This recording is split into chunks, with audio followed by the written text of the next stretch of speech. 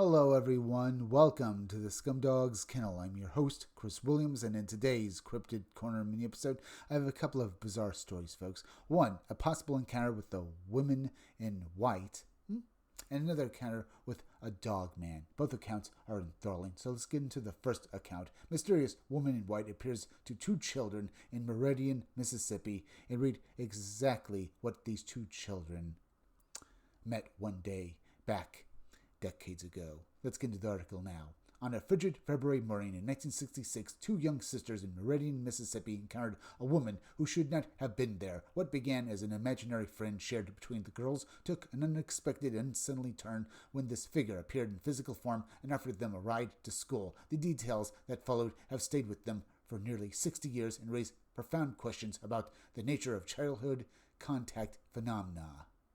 The incident occurred on February 14th, 1966 in Meridian, Mississippi. My sister and I were raised in an impoverished household by a rather uncaring and haphazard single mother. Being only a year apart, we were and still are very close. In 1966, we were 8 and 7 years old. We shared an imaginary friend named Larry. Interestingly, our imaginary friend was a woman. Even though we had given her a male name, I can still vividly remember how she looked.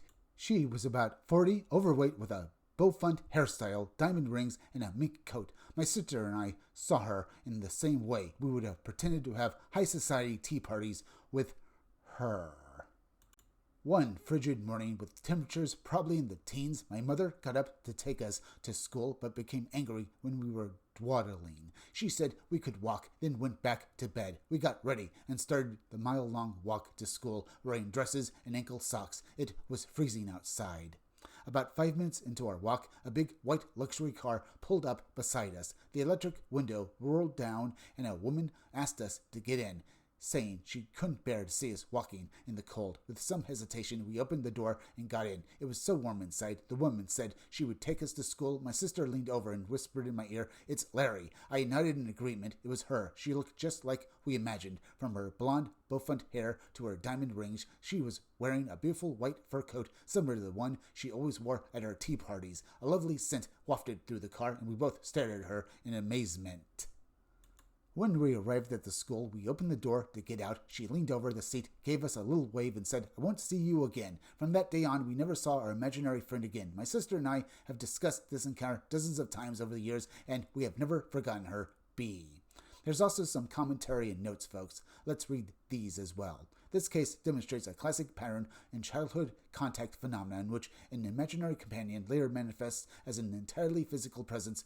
The emotional tone reflects both innocence and awe, with no fear reported despite the encounter's strangeness. The shared perception among siblings strengthens the event's credibility and suggests that the entity was not a private hallucination. The disappearance of the imaginary friend immediately after the encounter follows a motive seen in other cases where benevolent or guardian-type beings intervene only once. The woman's description of fancy clothing, a luxurious white car, and a perfumed scent echoes themes often found in interactions with ultra-terrestrial or interdimensional guardians, in which the entity presents a tailored image that comforts the witness. Similar cases appear in both angelic visitation reports and early contacting narratives, particularly those involving protective interventions during childhood.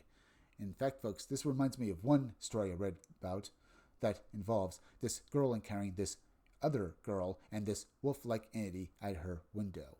They gave the impression that they would not see this girl again, and this story with these two girls encountering this woman in white really gives me that impression. But is there any indication that this woman could have any relationship to the men in black or the women in black, as well as the BEK folks, the black-eyed kids? Because while those entities can feel rather malevolent and vicious, this entity felt, well, nice and gentle. But still, she has that same mysterious quality to her that those encounters with these entities have as well. So that is something to consider, isn't it, folks?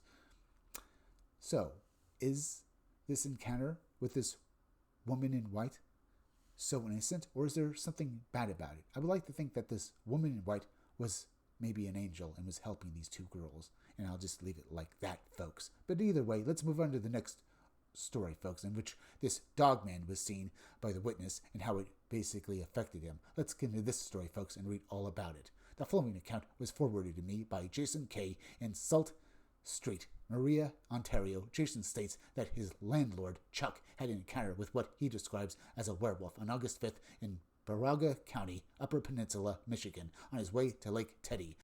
I contacted Jason to inform him that a similar creature had been seen by a reader, Rhonda, and her son in nearby Tioga, Baraga County in the autumn of 2008, which is posted above. First is Chuck's account of his recent experience. Obviously, folks, we're not going to read the account with Rhonda and her son, because then this video would be far too long, but I decided to basically say this, that in this part of Michigan, folks, people are encountering these, well, upright canine entities, folks, and it's very strange. So let's read on here Chuck's account. I was driving north on Craig Lake Road towards Teddy Lake. As I approached Nesatoria Road, I noticed something move off the edge of the road into the woods. It was around 6:30 a.m., a little bit dewy and foggy, but I definitely saw something move. I stopped at the intersection and watched across Nestoria Road. At first, I thought it was a moose, but it was too agile. Indeed, folks, as I basically said before in other stories, folks, people have mistaken these dogmen and even Bigfoot as various animals at first before they get a good look at them and realize that these entities aren't ordinary animals. And certainly what this guy Chuck saw wasn't a moose. It was something far more terrifying and far more relentlessly engaging, I would say, folks. But let's read on and we can discuss these thoughts a little more after we get through Chuck's account. I took a slow left turn and looked to my right into the woods. I didn't see anything, so I looked forward and sped up immediately. This animal ran out of the woods in front of my car and jumped across the road to the south side. I mean, it took 3 long strides and was gone, almost like it vanished through an invisible wall. I imagine that was quite the sight, folks. I mean, literally it jumped a few times and then vanished. Literally, as if it basically entered some sort of invisible portal.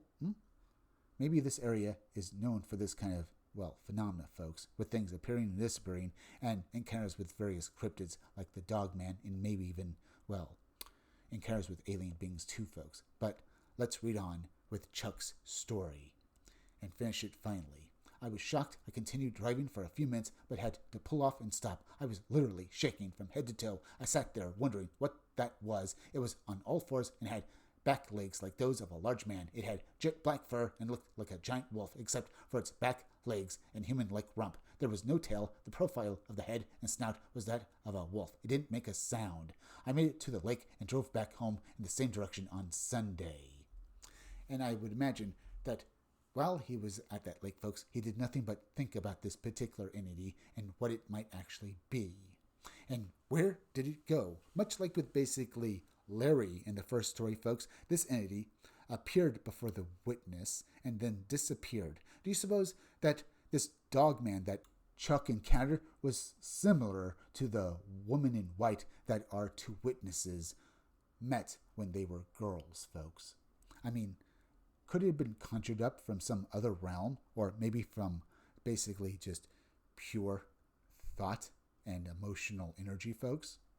Maybe Larry was in a state at the time, folks, that maybe caused him to basically be the target of this entity that wanted him to see it, folks, because it wanted to feed on his fear, and therefore, if you believe in the Tulpa effect, folks, become a little more real.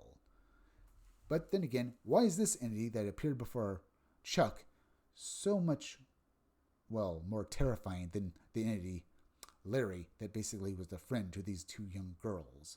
Now, could it be that maybe Chuck here encountered some sort of demonic being, folks, that still wanted him to fear it and therefore feed off of Chuck like some sort of psychic vampire? And perhaps Larry, this nice older woman around 40, was just an angel or something. We certainly don't know. Either way, we're at the end, so please go subscribe to my YouTube channel, Read Comics They're Bad For You. You can use the YouTube link down below in the descriptions of the chat to go subscribe me. Hit that like button for me. Make sure you're still subscribed. Leave some comments down below. Hit that bell for notifications. Make sure to hit the part of the bell. They'll give you all future notifications, and please share this video out. I'm Chris Williams from the Scumdogs Kennel. Thank you all for joining me. I'll be back again tomorrow with another great video, so be sure to come back again then. Till next time, folks, I'll see you all again soon.